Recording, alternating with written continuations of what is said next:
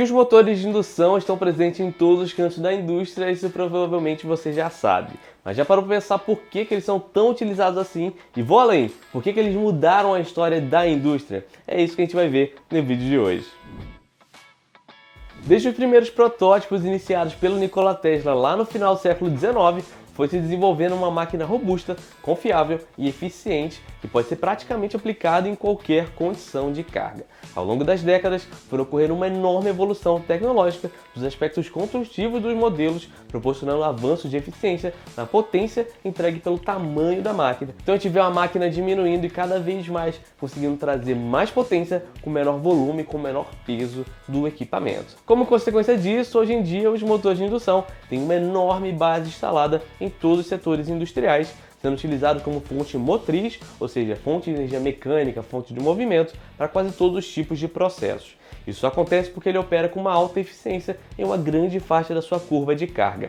Isso não é fácil de se obter com outros tipos de máquinas, como máquinas hidráulicas ou máquinas térmicas, onde o rendimento cai rapidamente quando se opera fora das condições nominais. Dessa forma, os motores literalmente dominam as indústrias. Estima-se mais de 2 milhões de unidades instaladas e são responsáveis por aproximadamente 55% de todo o consumo de energia nas indústrias e 25% de toda a energia gerada no Brasil. Pois é muita coisa. Mas para conseguir ser mais técnico no que eu estou falando, a gente precisa identificar onde que o motor de indução se encontra dentro do universo de motores. Basicamente, podemos dividir os motores elétricos de acordo com a fonte de alimentação dele. Se ele opera com corrente contínua, eles geram essa família de equipamentos, geralmente utilizados em processos de automação, prensas, elevadores, basicamente locais onde você precisa de um controle de rotação preciso e um alto torque em baixas rotações.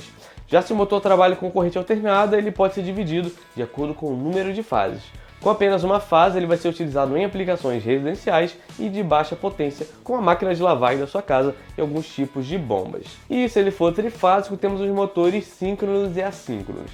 Os síncronos são motores de alta eficiência que utilizam ímãs para conseguir fazer com que o motor gire de forma sincronizada com o campo magnético que é gerado lá no estator. Geralmente são utilizados em grandes aplicações, onde a vantagem do seu consumo energético compensa o seu custo de construção elevado. E por fim, teremos os motores assíncronos, que nada mais é do que outra forma de chamar os motores de indução. Então podemos ter motores de indução monofásicos e trifásicos, sendo que o trifásico ainda pode receber uma outra nomenclatura, que é o MIT, o famoso MIT, que significa motor de indução trifásica. Ele tem esse nome justamente porque o princípio do seu funcionamento é realizado através da indução eletromagnética. Basicamente, o estator usa a interação das três fases, cria um campo magnético girante, ou seja, que fica rotacionando ao redor da máquina. Ao colocar um rotor que funciona como um condutor no meio desse campo girante, é induzida uma corrente que gera uma força magnética que faz o motor girar. Só que esse giro não é sincronizado e por isso ele é chamado de assíncrono. Agora que temos esse contexto, agora sim podemos entender por que o motor de indução é tão especial e pode ser considerado uma das grandes invenções que revolucionaram a indústria. Podemos começar pontuando a simplicidade de construção. Eles são compostos por poucos componentes básicos, tornando sua produção relativamente simples e de fácil manutenção. Rolamentos, rotor, bobinado, entre ferro, são componentes robustos que não requerem partes complexas e acabam sendo uma máquina mais barata do que outros tipos de motores.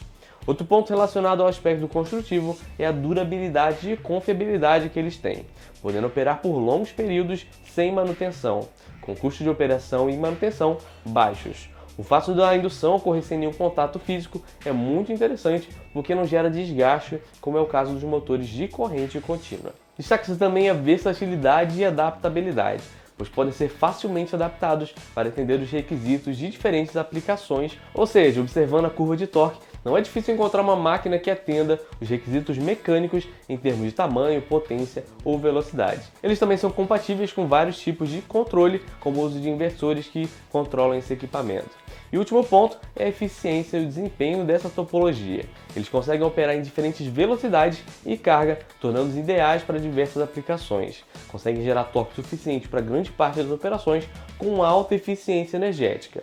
Quando observamos os gráficos de rendimento, vemos que a maioria das máquinas opera com eficiência acima de 85%. Então, quando comparamos diferentes tipos de motores, existem alguns que realmente têm pontos que são melhores que o motor de indução, mas na grande maioria dos projetos industriais, a sua simplicidade versatilidade e custo reduzido, acaba sendo a melhor opção. Por isso que ele foi e continua sendo uma máquina tão importante para a nossa indústria. E aí, você já conhecia esses dados sobre os motores de indução? Eu vou deixar aqui do lado um vídeo sobre por que os motores queimam e vou deixar na descrição um e-book gratuito sobre motores elétricos. Até mais!